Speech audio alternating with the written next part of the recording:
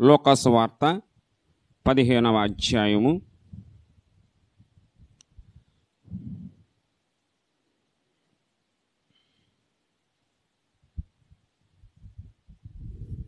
1వ వచనం 2వ వచనం చదువుకుందాం.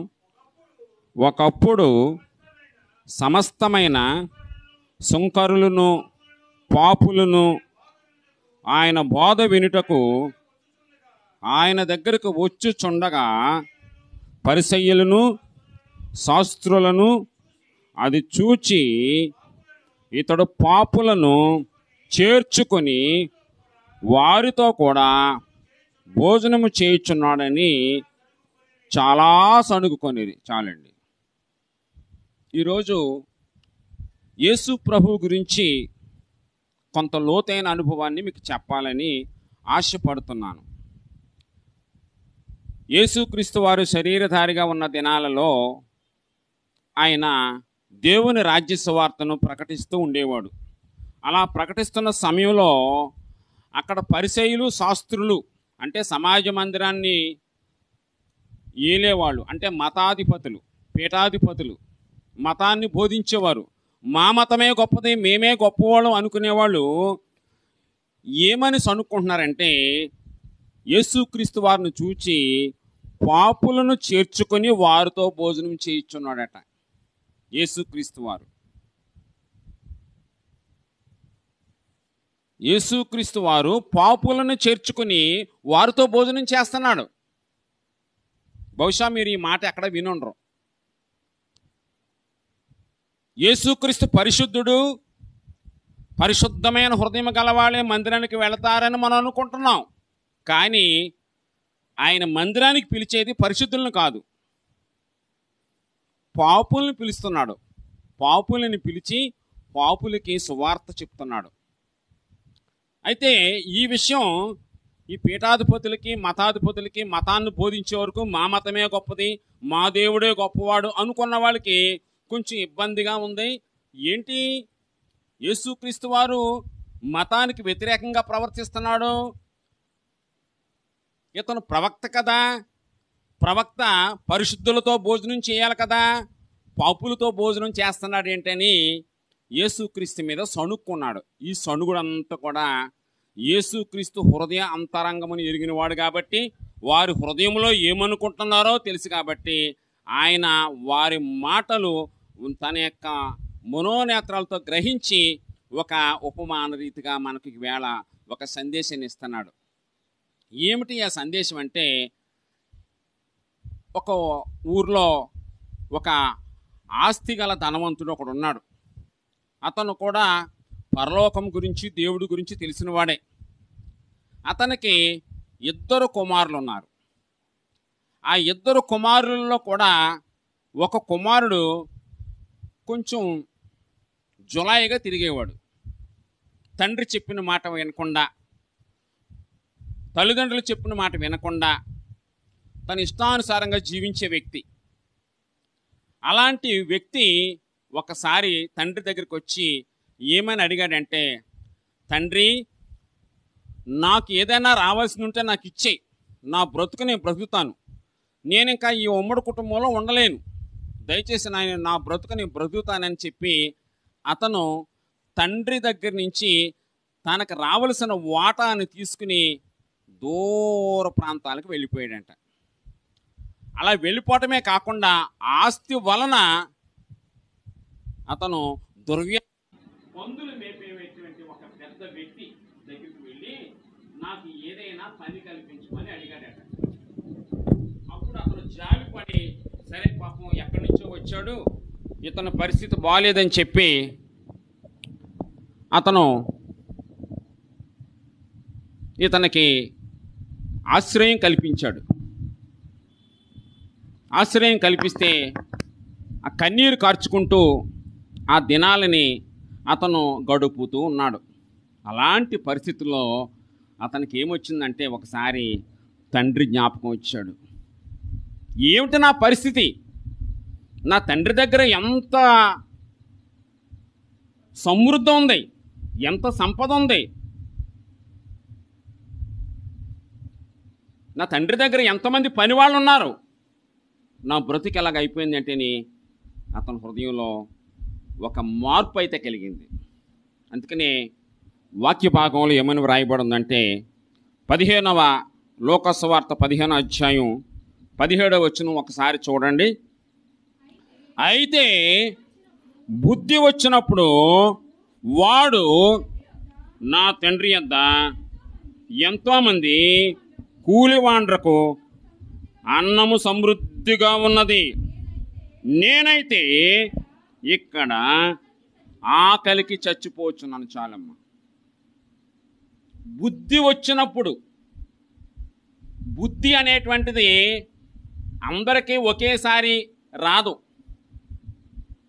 ఒక్కసారి బుద్ధి రాదు, ఒక సమయం ఉంటుంది. ఆ సమయం వచ్చినప్పుడు బుద్ధి వచ్చింది. ఆ బుద్ధి వచ్చినప్పుడు నా తండ్రి దగ్గర ఎంతోమంది కూలివాండ్రు ఉన్నారు, అయితే ఇక్కడ నేను ఆకలికి చనిపోవచ్చున్నాను. ఈ బుద్ధి రావటం అనేది కూడా ఒక దేవుని ప్రణాళిక. మనకు బుద్ధి రావాలంటే కొన్ని సందర్భాల్లో మన పరిస్థితుల్లో విషమించిపోవాలి. చార్లెస్ స్పర్జన్ అనే భక్తుడు ఒక మాట చెప్తున్నాడు, మీలో ఎవరినైనా గొప్పగా వాడుకోవాలి, గొప్పవాడిని చేసేయాలనుకుంటే దేవుడు అతన్ని ముక్కలు ముక్కలుగా నరికేస్తాడంట. దాని అర్థం ఏంటంటే శ్రమలు వస్తాయని అర్థం. దేవుడు ఈ యొక్క విచ్చలవిడిగా జీవించేటువంటి ఈ కొడుకుని ఏర్పాటు చేసుకున్నాడు. తన తండ్రి మాట కాదని, తండ్రి చెప్పిన మాట వినకుండా, తండ్రి చెప్పినట్టు చదువుకోకుండా, తండ్రి చెప్పిన పద్ధతిలో నడుచుకోకుండా తన ఇష్టానుసారమైన జీవితాన్ని ఎంచుకుని చివరికి ఏమైందంటే బుద్ధి వచ్చిందంట అతనికి. ఆ బుద్ధి వచ్చినప్పుడు అతని హృదయంలో తండ్రి దగ్గరికి వెళ్ళాలనేటువంటి ఒక కోరిక పుట్టింది.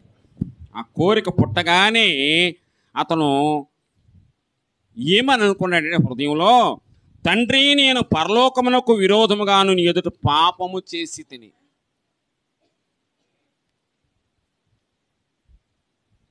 పరలోకానికి విరోధముగా నీ ఎదుట పాపము చేశాను. అతను చేసిన పాపాల నిమిత్తం ఒక ప్రత్యేకమైన మార్పు, ఒక మారు మనసు వచ్చింది అతనికి. పరలోకానికి విరుద్ధంగా చేశానని ఒప్పుకుంటున్నాడు. అంటే అతనికి వాక్యం తెలుసు అన్నమాట.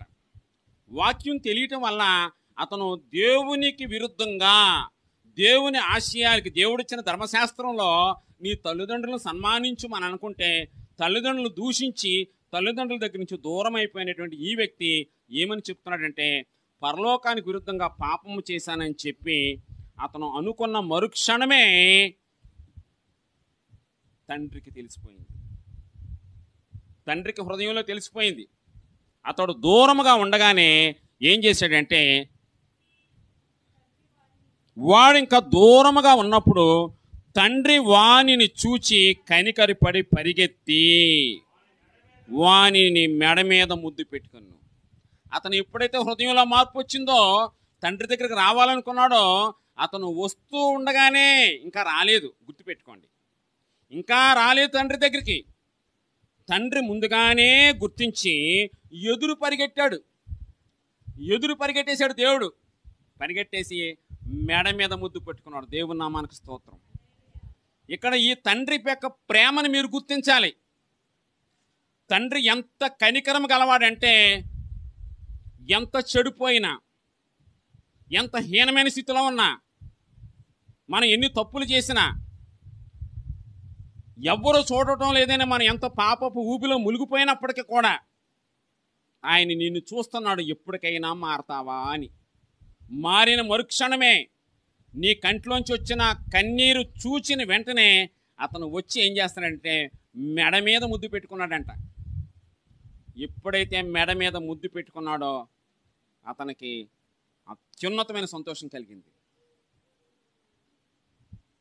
నా తండ్రి నన్ను గుర్తించాడు, నాకు చాలు అనుకున్నాడు ఇంకా. కానీ ఒక మాట అడిగాడు వాళ్ళ నాన్నని, నాన్న నీ ఇంట్లో ఒక కూలివానిగా నన్ను పెట్టుకో. ఎంత తగ్గింపు వచ్చిందో చూడండి ప్రభువులోకి వచ్చిన తర్వాత. ఒకప్పుడు వారసుడు, ఒకప్పుడు తండ్రి ఆస్తికి వారసుడు. ఆ వారసత్వాన్ని పోగొట్టుకున్నాడు కాబట్టి ఇప్పుడు ఏమని అడుగుతున్నాడో తగ్గించేసుకున్నాడు, పూర్తిగా తగ్గించేసుకున్నాడు.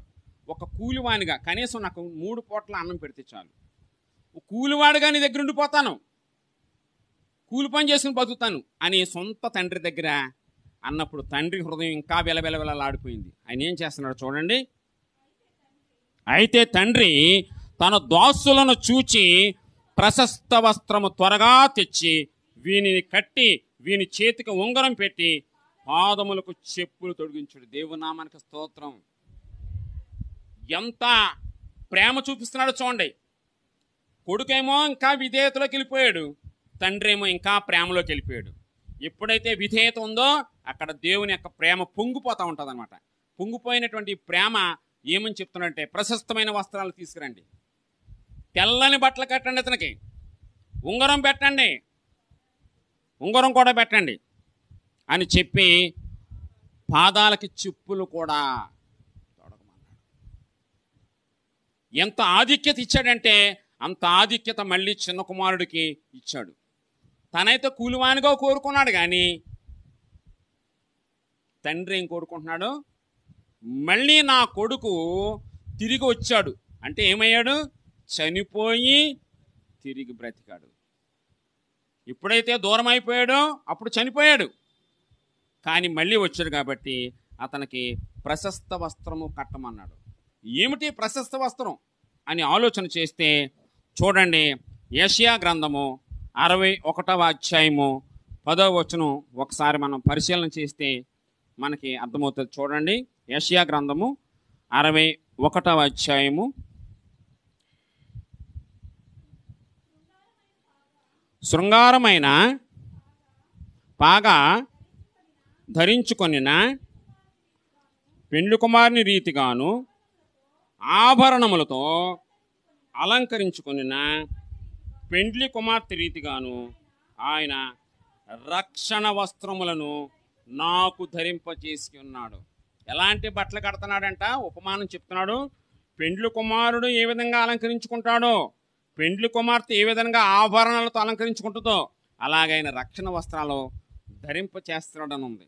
అదే రీతిగా ప్రకటన గ్రంథము 3వ అధ్యాయము 5వ వచనం కూడా ఒకసారి పరిశీలన చేయండి. ప్రకటన గ్రంథము, జయించువాడు అలాగున తెల్లని వస్త్రములను ధరించుకొనును, జీవ గ్రంథంలో నుండి అతని పేరు ఎంత మాత్రమును తుడిపి పెట్టక నా తండ్రి ఎదుటను ఆయన దూతల ఎదుటను అతని పేరు ఒప్పుకుందును. చూసారా, తెల్లని వస్త్రాలు వేసి అతని పేరు దూతల ఎదుట ఒప్పుకుంటాడంట ప్రభు. ఏమిటి ఆధిక్యత, ఏమిటి ప్రశస్త వస్త్రాలు, ఏమిటి తెల్లని వస్త్రాలు ఆలోచిస్తే ఎప్పుడైనా సరే ఒక వ్యక్తి మతంతో సంబంధం లేకుండా, జాతితో సంబంధం లేకుండా, తన కులంతో సంబంధం లేకుండా, తన ఆస్తితో సంబంధం లేకుండా, తన యొక్క భౌతిక సంబంధమైనటువంటి ఏ విషయాలతో సంబంధం లేకుండా ప్రభు పాదాల దగ్గరికి వచ్చి, ప్రభువా నేను పాపిని, నన్ను కరుణించు, నన్ను దీవించు, నన్ను రక్షించు అని ఎవరైతే గోజాడు ప్రార్థన చేస్తారో వారికి మాత్రమే ఈ పరిశుద్ధమైన వస్త్రాలు ధరింప చేయడానికి సిద్ధంగా ఉన్నాడు. చాలామంది ఏమనుకుంటారంటే, నేను ఎక్కువ కానుకిస్తున్నాను కాబట్టి దేవుడు నాకు ప్రశస్త వస్త్రాలు ఇస్తాడనుకుంటారు. లేదా నేను ప్రతి ఆదివారం నేను ప్రార్థనకు వస్తున్నాను కాబట్టి నాకు ప్రశస్త వస్త్రాలు వచ్చేస్తాయి అనుకుంటున్నాడు. అదే అధ్యాయంలో మొదటి ఉపమానంలో కూడా ఒక మాట చెప్పాడు, మారు మనసు అక్కర్లేని 99 నీతిమంతుల కంటే ఒక్క పాపి విషయమే పరలోకంలో సంతోషము కలుగుతుంది అంటున్నాడు. ఇక్కడ కూడా ఈ మారు మనసు అక్కర్లేని పెద్ద కొడుకు కంటే ఆస్తి పంచుకుని వెళ్ళిపోయినటువంటి చిన్న కొడుకే దేవుడు ప్రశస్త వస్త్రం తొరుగుతున్నాడు. ఇదొక రహస్యం.